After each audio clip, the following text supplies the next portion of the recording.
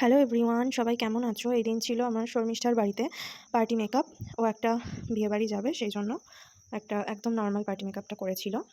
তোমরাও যদি তোমাদের স্পেশাল ডেতে স্পেশালভাবে সেজে উঠতে চাও, তাহলে আমাকে বুক করতে পারো ব্রাইডাল অর রিসেপশন মেকআপের জন্য। তাছাড়াও তোমরা পার্টি মেকআপের জন্যও বুক করতে পারো। আর আমার সাজানো তোমাদের কেমন লাগে অবশ্যই বলবে। তো এক শর্মিষ্ঠা যেহেতু আমার কাছে অনেকবার সেজেছে, তো অনেক রকম হেয়ারস্টাইলই ওর ওপর করা হয়েছে। তো আজকে আমি ওই জন্য ওকে বললাম একটু ফুলিয়ে সামনে থেকে একদম উল্টে নর্মালভাবে আঁচড়ে একটা বান করতে। ওর হেয়ারটা যেহেতু অনেকটাই বড় আর ওর ছোটো বাচ্চা আছে, সেই জন্য ওপেন হেয়ারের ওপর কিছু করা যাবে না। আর ও বানই করে ওই জন্য।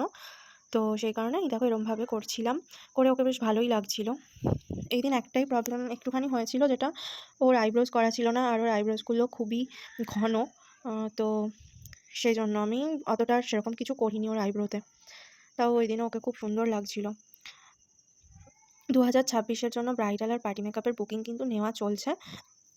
তোমরা আমার কাছে সাজতে চাইলে ক্যাপশনে দেওয়া হোয়াটসঅ্যাপ নাম্বারে মেসেজ করতে পারো।